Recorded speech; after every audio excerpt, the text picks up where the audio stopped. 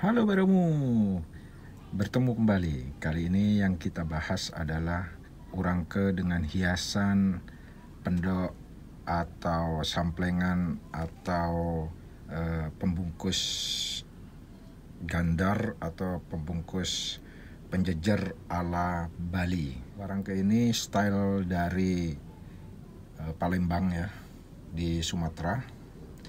Jadi dipadukan dengan ukiran perak untuk penjejernya ya, yang dibuat di Bali. Bukan satu kebetulan kolaborasi ini dibuat.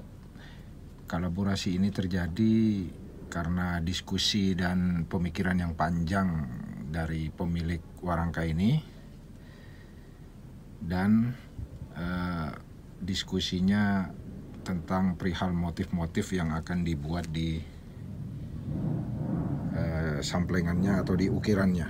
Berkat diskusi yang cukup panjang dengan pemilik warangka ini tentang motif ukiran di peraknya ya, maka terjadilah suatu kesepakatan untuk membuat pembungkus gandar atau penjejernya ini di Bali.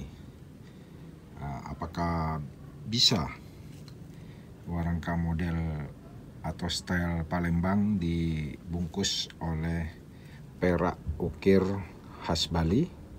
Jawabannya bisa. Ayo kita simak detailnya.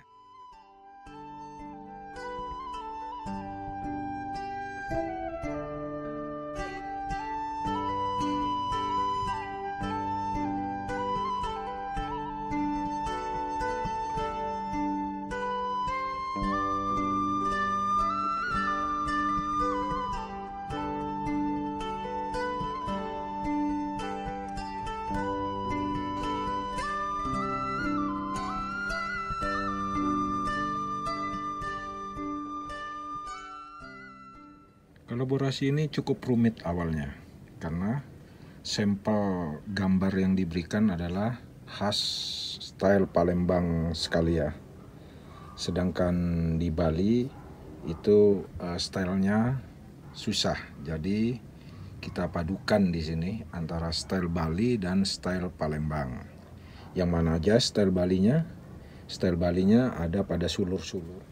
Sulur-sulur ini, yang ini nih, ini khas Bali sekali ya. Di Palembang juga ada style-style ukiran begini seperti yang diberikan gambarnya itu, tapi lebih terputus, tidak nyambung ya, seakan-akan terputus. Makanya kita pakai perpaduan sulurnya ini dengan teknik style Bali. Jadi dia nyambung sulurnya. Dan apa yang khas dari Palembangnya di sini adalah daun-daun di sarinya ini. Kita bisa lihat. Nah, untuk daun di sari ini, sari bunganya ini, lah daun ini. Nah, ini Palembang punya. Jadi di Bali jarang sekali dibuat daun dengan urat-urat daunnya ada ini garis-garis kecilnya ini. Kalau di Bali itu begini, ngelidi namanya, hanya cukup. Nah ini seperti ini nih, nah, satu guratan, dua guratan itu kalau di Bali nih. Nah, ini satu guratan, dua guratan. Nah, ini yang menjadi ciri khas. Ini bunga-bunga khas Palembangnya. Indah jadinya perpaduan antara seni ukir style Bali dengan Palembang itu sendiri. Nah ini bunga-bunganya ini, daunnya ini ada garis-garis. Ini jarang sekali dan hampir saya perhatikan untuk teknik sulur-sulur ukiran Bali di sarung keris ini tidak ada yang menggunakan daun dengan garis-garis begini. Biasanya lidi-lidi saja. Nah, seperti ini. Nah, ini perpaduan semua. Jika kita perhatikan secara keseluruhan, sulur ini menjadi hidup ya jika dipadukan antara style Bali dan style Palembang itu sendiri. Dia unik juga nyambung gitu. Hanya di motif-motif ini sangat susah untuk digunakan pemasangan batu permata. Biasanya kalau di pendok-pendok Bali itu kan ada batu permata. Kalau di style-style begini sangat susah karena daun sulurnya ini harus dibuatkan rumah untuk tempat permata, dan otomatis style bunga-bunganya dan style daunnya juga akan berubah kalau menggunakan batu permata. Makanya kalau polos begini indah jadinya dan unik. Saya kira ini kolaborasi kali pertama ya, memadukan style Bali dan style Palembang.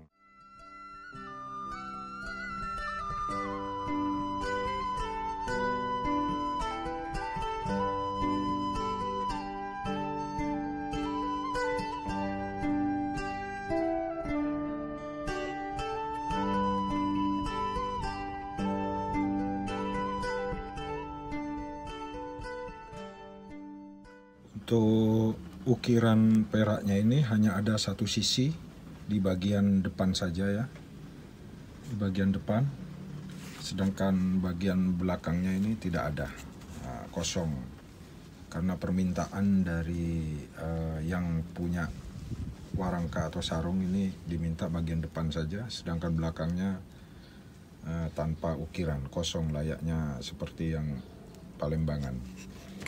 Yang menjadi unik juga adalah teknik menyambungnya ya, karena di Bali ini sistemnya tempel, jadi dia merekat dengan penjejer atau gandarnya, jadi sambungannya ada di sini dia, tapi tidak terlihat ini. Ini teknik sambungannya. Nah, beda karena teknik sambungan ini lumayan agak rumit untuk mencari jalan keluarnya, karena penjejer atau gandar keris Bali itu kan ada bijin timun biasanya di sini, ada sedikit pada bagian samping sini. Kalau Bali itu ada ruang yang agak pipih ya. Kalau Jawa dan Palembang membulat, dia langsung meruncing di sini ketemunya. Jadi teknik penyambungannya menjadi agak rumit. Nah, tapi bisa juga akhirnya ditemukan jalan keluarnya untuk teknik penyambungannya. So indah jadinya secara keseluruhan. Wah, keren. Oke, demikianlah sedikit pembahasannya. Terima kasih dan cihau.